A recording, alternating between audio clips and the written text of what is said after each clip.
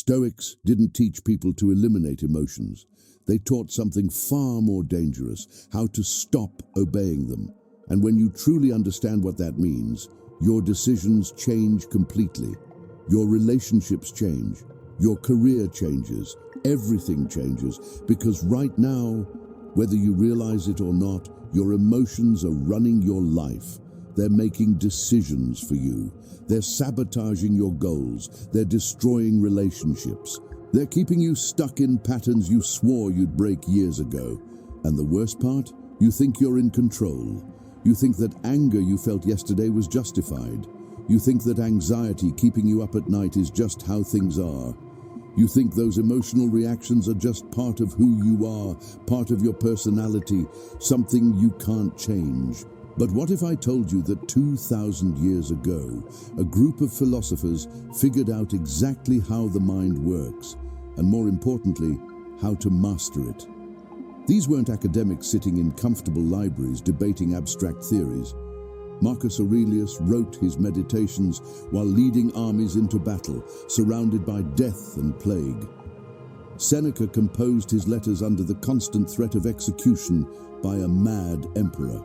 Epictetus developed his teachings while living as a slave, his body owned by another man, but his mind completely free. If they found a way to master their emotions in circumstances far worse than anything you're facing today, don't you think their methods might work for you too? Stay with me until the end of this video, because what I'm about to share isn't just philosophy, it's a practical system for taking back control of your mind. And the eighth step, the last one, might be the most important thing you'll ever learn about emotional mastery. Let's begin with something that might shock you. You have approximately 60,000 thoughts per day. 60,000. Most of them are automatic. Most of them are repetitive, and most of them are negative. Your brain is essentially a thought-generating machine that you never asked for and can't turn off. And here's the problem. You believe almost every thought that pops into your head as if it were absolute truth. Someone looks at you the wrong way and your mind immediately says they hate you. You make a small mistake at work and your brain tells you you're incompetent and about to be fired. You remember something embarrassing from 10 years ago and your body floods with shame as if it's happening right now. This is the default state of the untrained mind. It's reactive, it's dramatic, it's exhausting, and it's completely optional. The Stoics understood something that modern psychology only confirmed 2,000 years later. The event itself doesn't cause your emotional reaction. Your interpretation of the event does. Epictetus put it perfectly when he said that it's not things that disturb us, but our judgments about things. Read that again. It's not the things, it's your judgments about the things. This single insight is worth more than 100 self-help books, because it means that between what happens to you and how you feel about it, there's a gap, a space, and in that space lies your freedom. The freedom to choose your response, the freedom to decide what meaning you assign, the freedom to not be a slave to every fleeting emotion that passes through your nervous system. If this is starting to make sense to you, hit that like button right now. That simple gesture tells me I'm on the right track and motivates me to keep creating content that actually makes a difference in people's lives. And stay here, because what comes next goes even deeper. The first step to mastering your emotions is to understand what you actually control.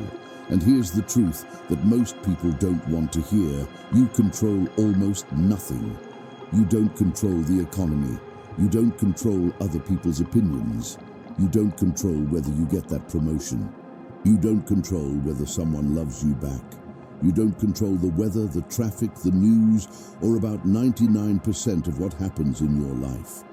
But here's what you do control: your thoughts, your judgments, your actions, and your responses.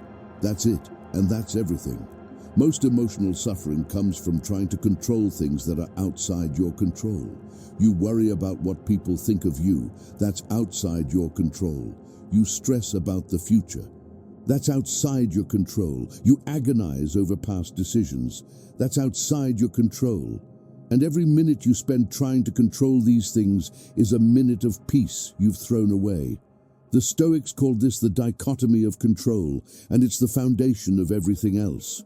When you truly internalize this principle, when you really get it in your bones, something miraculous happens. About 80% of your anxiety simply disappears. Not because your problems go away, but because you stop treating things outside your control as if they were your responsibility. Think about it this way. Imagine you're waiting for important news, a job offer, a medical result, a message from someone you care about. The waiting is killing you. Your stomach is tight, your mind is racing, you're checking your phone every 30 seconds. You can't focus on anything else. Now ask yourself, what exactly do you control in this situation? Do you control when the news arrives? No. Do you control what the news will be? No. Do you control how the other person is thinking or deciding? No. So why are you suffering as if you had power over any of it? What you control is what you do while you wait. You can choose to occupy your mind with something useful. You can choose to trust that you've done your part. You can choose not to torture yourself with imaginary scenarios. You can choose to live your life in the meantime instead of putting it on hold. This shift in focus changes everything. Because anxiety feeds on the illusion of control. The more you try to control what you can't, the more anxious you become. The more you accept what's outside your hands, the lighter you feel. Now here's where it gets interesting. Most people think that controlling emotions means suppressing them, pushing them down, pretending they don't exist. That's not what the Stoics taught, and it's not what works. Suppressed emotions don't disappear. They go underground. They show up later as physical tension, as outbursts, as depression, as decisions you can't explain. The second step is to observe your emotions without becoming them. There's a huge difference between being angry and noticing that anger is present. When you're angry, you are the anger. It controls you. It speaks through you. It makes decisions for you. But when you notice that anger is present, you're the observer. You're watching the anger like you'd watch clouds passing through the sky. It's there, but it doesn't own you. Marcus Aurelius practiced this constantly. In his private journal, which was never meant to be published, he wrote reminders to himself about watching his own mind. He would notice when he was getting frustrated with someone and then write about it, examining the thought pattern, questioning whether his interpretation was accurate, deciding whether the emotion was useful or just noise. This practice of self-observation is the beginning of emotional freedom, because you can't change what you don't notice. And most people go through life completely unaware of the mental patterns that are running them. They feel an emotion and immediately act on it, as if the emotion were a command that must be obeyed. But emotions aren't commands, they're information. Sometimes useful information, sometimes completely misleading information. The anger you feel might be pointing to a real injustice that needs to be addressed. Or it might be your ego throwing a tantrum because someone disagreed with you. The fear you feel might be warning you of genuine danger. Or it might be your brain catastrophizing about something that will never happen. The only way to know the difference is to observe the emotion instead of drowning in it. Imagine your emotions as visitors knocking at your door. Some visitors are helpful. They bring important messages. Others are troublemakers who just want to create chaos. When you observe without immediately reacting, you get to see who's at the door before you let them in. You get to decide which visitors deserve your attention and which ones should be sent away. This skill takes practice, lots of practice, because we've spent our entire lives doing the opposite. We've been conditioned to react instantly. Someone says something offensive and we fire back. Something scary happens and we panic. Something pleasant appears and we chase it without thinking. Breaking these patterns requires patience with yourself. Start small. Next time you feel irritation rising, just notice it. Say to yourself, there's irritation. Don't try to stop it. Don't try to analyze it yet. Just observe. Watch how it feels in your body. Watch what thoughts accompany it. Watch how it rises and, if you don't feed it, how it naturally fades. This simple act of observation creates space, and in that space, your freedom lives. Here's a practical technique the Stoics used. When you feel a strong emotion arising, pause. Don't react immediately. Take 3 breaths, and then ask yourself, what just happened? What thought triggered this feeling? Is that thought true? Is this emotion useful? What would a wise person do in this situation? These few seconds of pause can change everything, because in that gap between stimulus and response, you have the power to choose. And that power is what separates someone who controls their emotions from someone who is controlled by them. If you're still here, you're not like most people. Most would have clicked away by now, looking for something easier, something that doesn't require this level of reflection. But you stayed. And that tells me something important about you. It tells me you're ready for change. So subscribe to this channel right now. Hit that notification bell, because people like you deserve to keep receiving content that actually matters. And I want you with me on this journey. The 3rd step takes us deeper. It's about understanding that most of your emotional suffering comes from a specific mental habit, projecting into the future and reliving the past. Your body exists only in the present moment, but your mind is almost never here. It's replaying conversations from last week. It's rehearsing confrontations that might happen tomorrow. It's imagining worst-case scenarios that will probably never occur. Seneca noticed this 2,000 years ago. He wrote that we suffer more in imagination than in reality. Think about how profound that is. The majority of your suffering isn't caused by what's actually happening. It's caused by what you're imagining might happen or what you're remembering happened before. How many times have you worried about something that never came to pass? How many sleepless nights have you spent torturing yourself over scenarios that existed only in your head? How many hours of your life have you wasted feeling anxious about a future that turned out completely different from what you feared? Studies show that over 90% of what we worry about never happens. 90%. That means almost all that mental anguish, all that stress, all those knots in your stomach were for nothing. You were suffering over fiction, over stories your mind made up, over worst-case scenarios that never materialized. The Stoics had a name for this. They called it preoccupation, being occupied before something happens, and they saw it as a form of mental illness, not in a clinical sense, but in the sense that it makes you sick. It drains your energy. It steals your peace. It makes you age faster, and it's completely unnecessary. The antidote is presence, learning to anchor yourself in the only moment that actually exists. Now, not tomorrow, which hasn't arrived yet. Not yesterday, which is already gone. Just this breath, just this moment, just what's actually in front of you. Marcus Aurelius wrote that never let the future disturb you, for you will meet it with the same weapons of reason that today arm you against the present. In other words, you don't need to suffer tomorrow's problems today. When tomorrow comes, if those problems actually materialize, you'll deal with them then. Right now, they don't exist. So why are you letting them steal your peace? This doesn't mean you shouldn't plan. Planning is useful, preparation is wise, but there's a difference between thoughtful preparation and anxious obsession. Planning says, here's what I'll do if this happens. Anxiety says, oh no, what if this happens? And then spirals into panic. One is productive, the other is poison. Here's a practical exercise to bring yourself back to the present. Whenever you notice your mind wandering to past regrets or future worries, do this.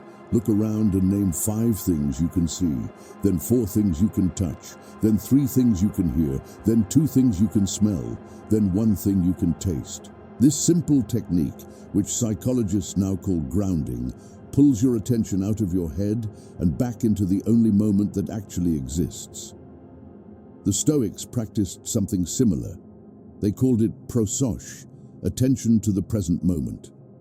It wasn't meditation in the way we think of it today, but a constant vigilance over their own thoughts, catching the mind when it drifted, bringing it back to what was real, what was here, what was now. Think about how much of your life you've missed because your mind was somewhere else. Conversations where you weren't really listening because you were rehearsing what you'd say next. Meals you didn't taste because you were scrolling through your phone. Moments with people you love that you can't even remember because you were worried about tomorrow's problems. This is the hidden cost of living in your head instead of in reality. Every time you bring your attention back to the present, you're not just reducing anxiety, you're reclaiming your life. You're actually being there for the moments that make life worth living. And the more you practice, the easier it becomes. The wandering mind is like an untrained puppy. It runs everywhere, but with patience and consistency, it learns to stay. Now here comes something that might seem counterintuitive at first. The fourth step is to voluntarily imagine the worst. Wait, didn't I just say that imagining bad things causes suffering? Yes, but there's a crucial difference between anxious imagination and deliberate contemplation. Anxious imagination is uncontrolled, it's fragmented, it's repetitive. You glimpse disaster but can't look at it directly.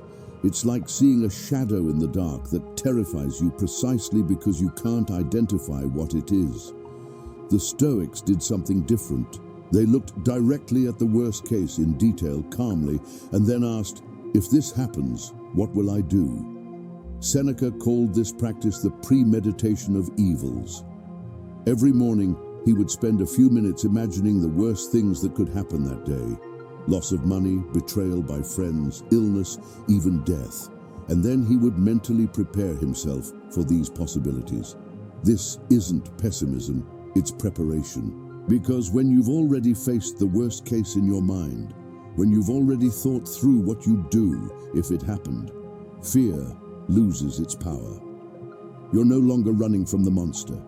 You looked at it, saw that you could survive it, and now you can move forward without that weight on your shoulders. Try this right now. Think of something you're afraid of. Losing your job, ending a relationship, getting sick. Whatever it is, now really imagine it happened. Not superficially, but truly imagine it. You lost the job. Now what? Do you die? Probably not. Is it difficult? Probably yes. But can you find another job? Can you reduce expenses? Can you ask for help? Can you discover skills you didn't know you had? Can you perhaps find that what seemed like disaster was actually a door opening?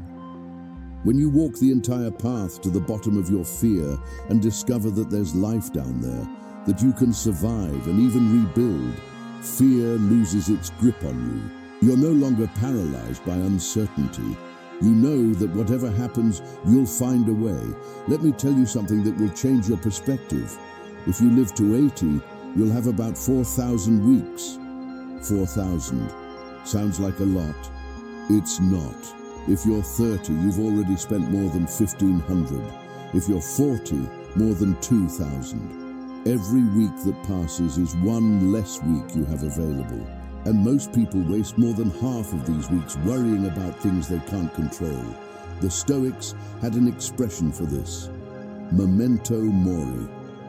Remember that you will die. I know it sounds morbid, but it's actually liberating. Because when you truly internalize that your time is limited, that each day could be your last, you stop wasting energy on nonsense. You stop worrying about what others think. You stop postponing what's important. You stop living as if you had infinite time. The awareness of death isn't an invitation to despair. It's an invitation to urgency. It's looking at life's clock and realizing it's running. And instead of paralyzing you with fear, it frees you to truly live. Because when you accept that you'll die someday, that you don't know when, that it could be tomorrow or 50 years from now, you stop being afraid of death and start being afraid of not living.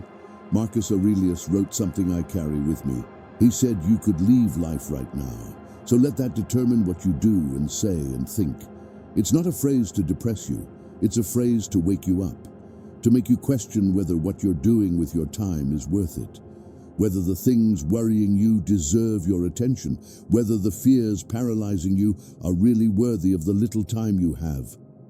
And this leads me to something that most people avoid, but the Stoics embraced: voluntary discomfort. They didn't seek suffering for its own sake, but they understood something profound. The only way to stop fearing discomfort is to expose yourself to it on purpose. Think about your life. How many decisions do you make to avoid discomfort? How many times do you skip something important because it would be hard, because it would require effort, because it would put you in an uncomfortable situation? Now think about this. Every time you avoid discomfort, you reinforce to your brain that discomfort is dangerous. You train your mind to fear more, not less. The Stoics did the opposite. They practiced what they called voluntary hardship, taking cold baths, sleeping on the floor occasionally, fasting for a day, walking in the cold without warm clothes, not because it was necessary, but because it trained the mind not to be a slave to comfort.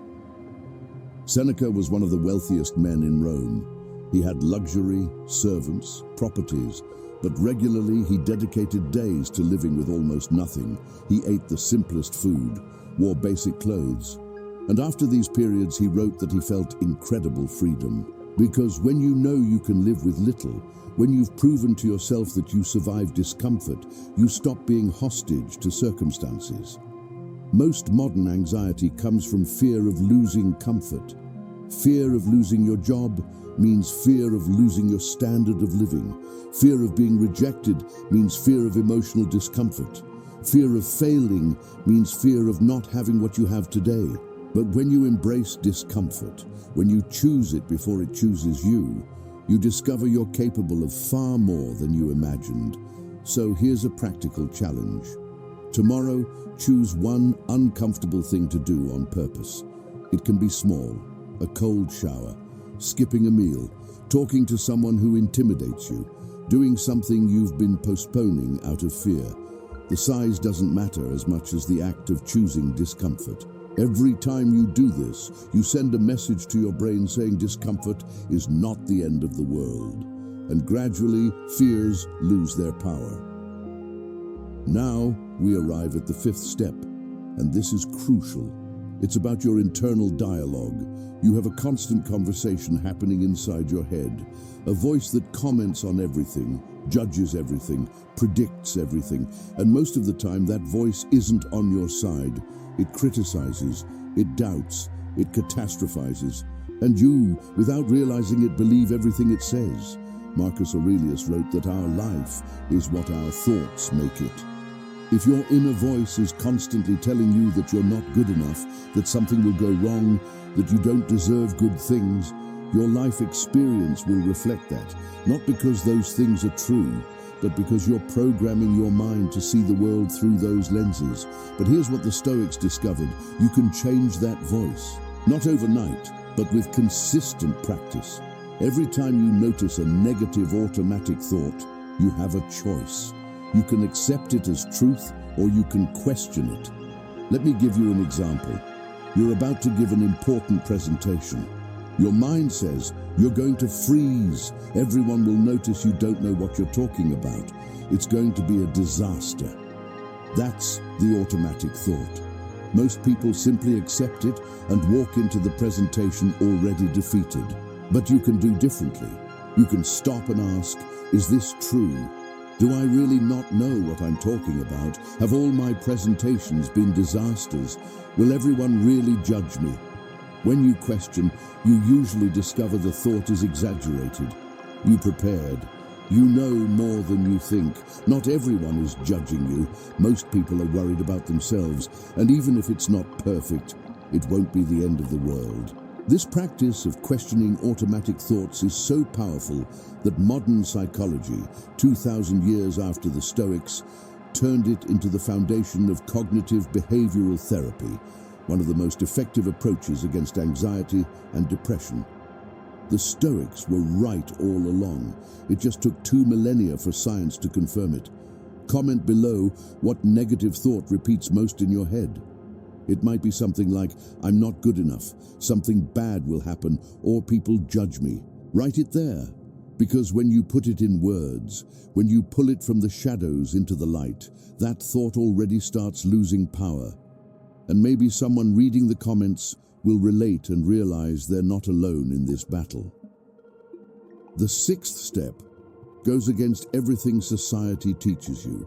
Most people think happiness means feeling more pleasure, more good moments, more achievements, more things that bring satisfaction. But the Stoics taught exactly the opposite. They said the less you depend on pleasure, the freer you become. And when you truly understand this, you see why so many apparently happy people live anxious lives. Think about it. If your happiness depends on external things, you're always vulnerable. Pleasure comes and goes. Today's achievement becomes tomorrow's normal. The new thing that made you so happy soon doesn't generate the same satisfaction. And you enter an endless treadmill of seeking more and more and more, always chasing something you can never hold for long. This is the hedonistic trap. The more you chase pleasure, the more you need it to feel good. And when pleasure isn't present, you suffer. The Stoics proposed something different. They sought what they called eudaimonia, which translates poorly as happiness but means something deeper. It's a kind of stable contentment. A peace that doesn't depend on external circumstances, a state of being okay with yourself, regardless of what's happening around you. And how do you get there? By living according to your values, by acting with virtue, by focusing on what you control, by accepting what you don't control. In other words, everything we've been discussing here. When you stop chasing pleasure and start cultivating inner peace, something interesting happens. Life's pleasures don't disappear, but they become bonuses instead of necessities. You can enjoy good things without being enslaved by them.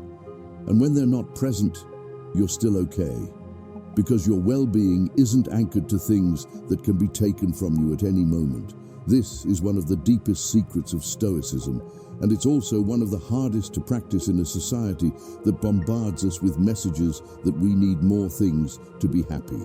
But when you get it, when you really manage to decouple your inner peace from external circumstances, you reach a level of freedom that most people don't even know exists. There's another practice the Stoics valued immensely that ties directly into this: gratitude. I know it sounds cliché. I know you've heard this 1,000 times. But let me show you why the Stoics took it so seriously. The anxious mind has a pattern. It focuses on what's missing, on what could go wrong, on what hasn't been achieved yet, on what was lost. It's as if it has a filter that only lets the negative through. And the more you feed this pattern, the stronger it becomes. You might have 1,000 good things in your life, but your attention is fixed on that one thing that isn't right. Gratitude is the antidote, not because it magically solves your problems, but because it trains your mind to see what's already good. It recalibrates the filter. It takes you out of scarcity mode and puts you in abundance mode. And this has real, measurable effects, proven by science. Research shows that people who practice gratitude regularly have lower levels of anxiety and depression, sleep better, have more satisfying relationships, and are more resilient in the face of difficulties. It's not magical thinking, it's neuroscience. When you focus on things you're grateful for, your brain releases dopamine and serotonin, the same neurotransmitters associated with well-being and happiness. Seneca wrote that true happiness is enjoying the present without anxious dependence on the future, and gratitude is exactly that. It's being present enough to notice what's already good. It's stopping living only in the future, always chasing something, and recognizing that the present moment, with all its imperfections, already contains reasons for contentment.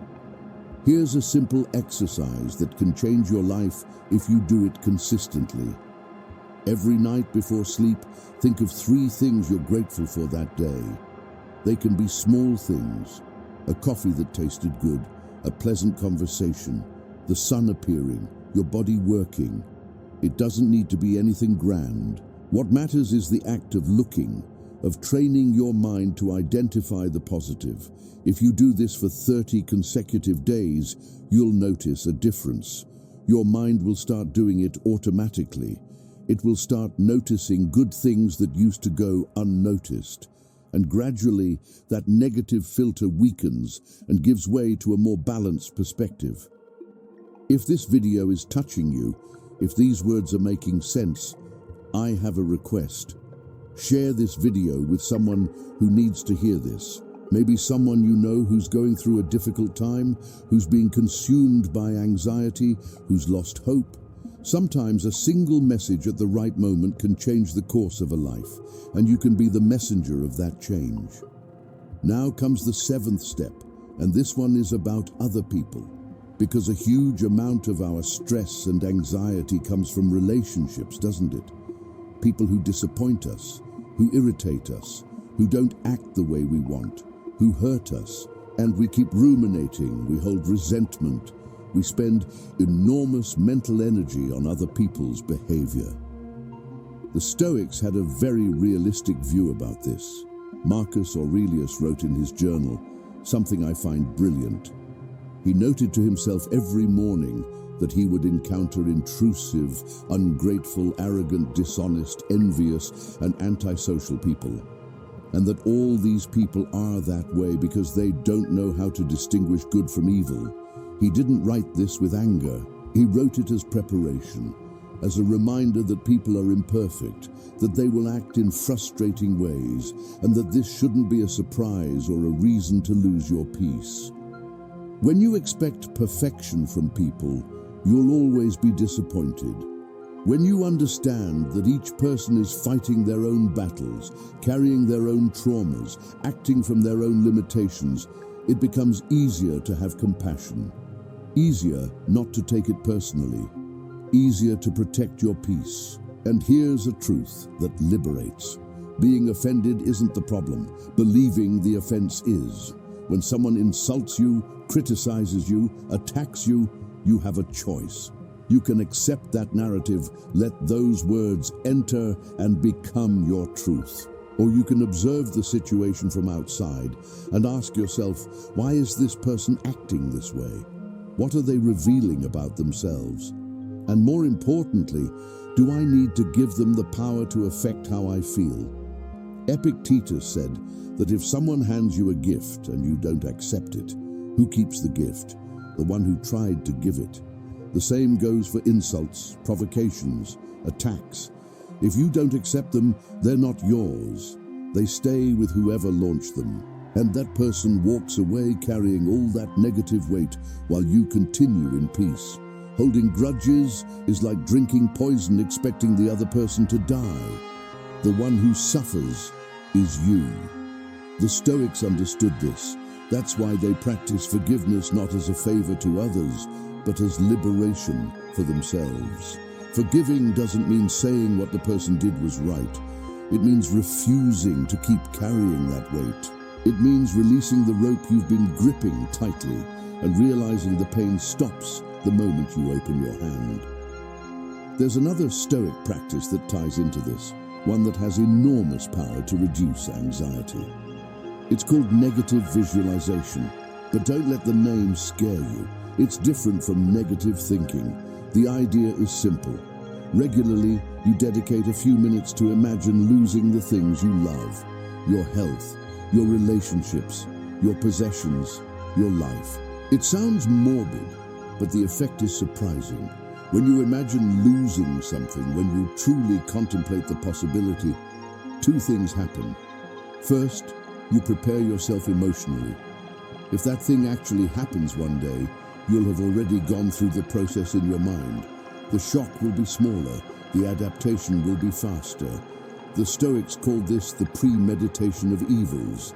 Second, and this is the most beautiful part, you start valuing more what you have while you still have it. We get used to good things. They become scenery, background, normality. You stop noticing. But when you imagine losing, when you contemplate absence, suddenly presence shines again. You look at the person you love and realize how precious they are. You look at your health and feel grateful that it's working. You look at the small comforts of your life and stop taking them for granted. This is one of the most beautiful paradoxes of Stoicism. Thinking about loss increases gratitude. Contemplating the negative intensifies appreciation of the positive. It's counterintuitive, but it works. Try this right now. Think of someone you love. Now imagine that person isn't here tomorrow. Really imagine it. How would your life be without them? What would you regret not having said? What moments would you wish you'd enjoyed more? Sit with that feeling for a moment. And now realize the person is still here. There's still time. That phone call you've been postponing, that hug you've been economizing, that word of love you haven't expressed. There's still time. The Stoics did this not to depress themselves, but to wake up, to exit autopilot mode and live with consciousness, to not need to lose something to finally value it. And there's one more concept I need to share with you before we get to the final step. The Stoics believed that obstacles aren't just things to overcome. They believed the obstacle itself becomes the path. Marcus Aurelius wrote that the impediment to action advances action. What stands in the way becomes the way. Think about what that means. That thing that seems to be blocking your progress is actually the path of your progress.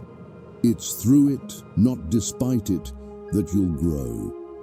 Every difficulty, every obstacle, every failure is an opportunity to exercise your virtues. Patience when you want to explode, courage when you want to run, wisdom when you want to react impulsively. From this perspective, nothing that happens is purely bad. Everything is material for growth. I want you to think about the biggest difficulty you faced in life, something that at the time seemed unbearable. Now look back. You survived. And more than that, you probably learned something. You probably became stronger, wiser, more prepared to handle other difficulties. What seemed like the end was actually a transformation. This doesn't mean you'll enjoy suffering. It means you can find purpose in suffering. You can extract growth from pain. You can transform every obstacle into opportunity. And when you develop this mentality, nothing has the power to destroy you anymore. Because everything, absolutely everything, becomes fuel for your development. And there's something even harder than forgiving others. Forgiving yourself. How many times do you stay stuck ruminating over past mistakes? Decisions you wish you'd made differently, words you wish you'd said or not said, opportunities you let pass. This cycle of self-condemnation is one of the greatest sources of anxiety there is. And the Stoics had a clear answer for this too. Seneca said that we all err, some in serious matters, others in lighter ones. And that the difference between the wise person and the fool isn't that the wise person doesn't err. It's that the wise person learns from the error and moves on, while the fool stays trapped in it indefinitely. You can't change what you did yesterday, but you can choose how you act today. And the best way to honor your past mistakes is to become a better person because of them, not despite them. And finally, we arrive at the 8th step, the most important of all. The one that will actually determine whether anything you've learned today makes a difference in your life. Everything I've taught you until now, all this millennial knowledge, is worth nothing if it stays just theory. The difference between those who transform their lives and those who keep suffering isn't information, it's action. Most people watch videos like this, feel inspired for a few minutes, and then return to exactly the same life. Nothing changes because they don't change anything. The Stoics weren't armchair philosophers. They didn't just think about these ideas, they practiced daily. with discipline, with consistency. Marcus Aurelius woke up before dawn to write reflections. Seneca dedicated time every night to review his actions for the day. Epictetus repeated his teachings constantly, knowing that the mind needs repetition to really change. So here's my final challenge for you. Don't let this video be just another video. Choose one thing, just one, from what you learned today and put it into practice tomorrow. It could be questioning a negative thought. It could be 10 minutes of silence. It could be practicing gratitude before bed. It could be a small voluntary discomfort. It doesn't matter which you choose. What matters is that you do it, and then do it again the next day, and the next, and the next. Because transformation doesn't happen in one big moment of illumination. It happens in thousands of small moments of choice. Every time you decide not to obey an anxious thought, you strengthen new neural pathways. Every time you choose focus instead of worry, you build a new pattern.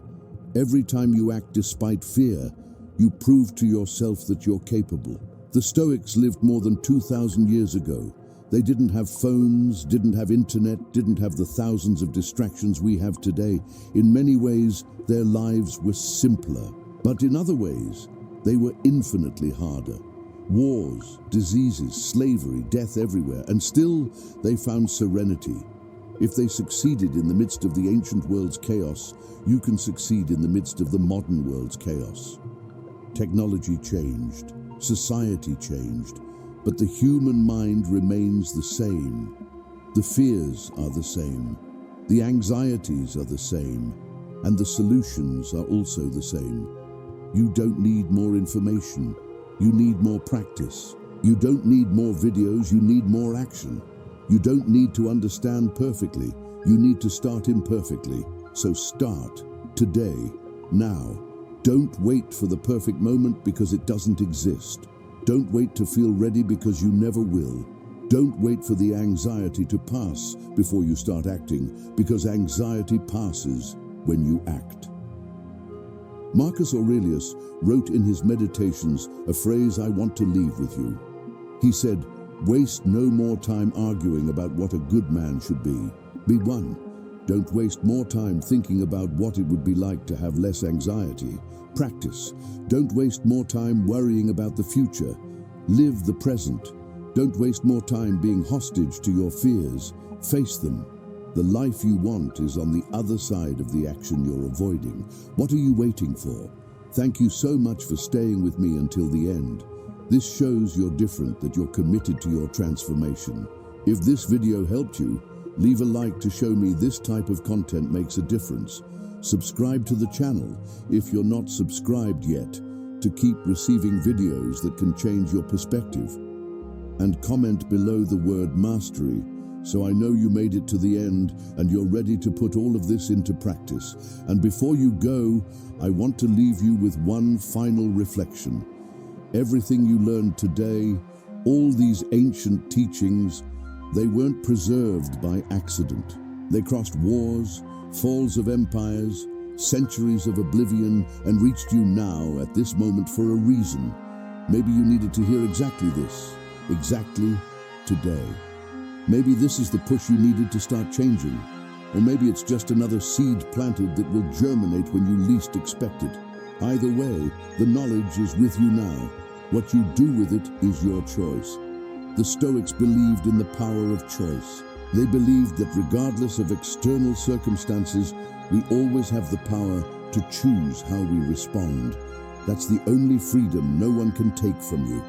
Use it well. Take care of your mind as you would your most precious possession. Because it is. Train it with the same dedication you would train your body. Feed it thoughts that strengthen you, not ones that destroy you. And remember, the journey of 1,000 miles begins with a single step. Take that step today. The peace you seek is already inside you. It always was. You just need to learn to access it. And now you have the tools. The rest is practice. The rest is choice. The rest is you. One more thing before you go. I want you to really understand something. The 8 steps you learned today aren't just techniques. They're not life hacks or quick fixes. They're a complete philosophy for living. A system that's been tested by emperors and slaves, by generals and teachers, by people facing the worst circumstances imaginable and emerging not just intact, but transformed. Marcus Aurelius led armies through plague-ridden territories while writing about inner peace. Seneca faced exile, illness, and the constant threat of death while composing some of the most profound letters ever written about how to live. Epictetus taught from a place of complete material powerlessness, yet demonstrated more mental freedom than any king. These weren't lucky people who happened to find peace. They were people who trained relentlessly, day after day, until mastery became their default state. And that same training is available to you right now, in this moment, if you choose to embrace it. The mind you have right now, the one that gets anxious, that fears, that doubts, that catastrophizes, that has been running your life without your permission, that mind can be transformed. Not by fighting it, not by suppressing it, but by understanding it, observing it, and slowly, patiently, persistently rewiring the patterns that don't serve you. You've already taken the first step by staying until the end of this video.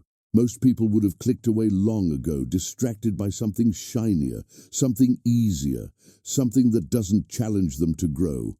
But you stayed. You invested in yourself. That matters more than you know. Now take the next step. Pick one practice from today, just one, and commit to it for the next 7 days. Not perfectly, not completely, just consistently. Watch what happens when you give your mind the training it's been waiting for. Because here's the final truth I want to leave you with. You're not broken. Your mind isn't defective. You're just untrained.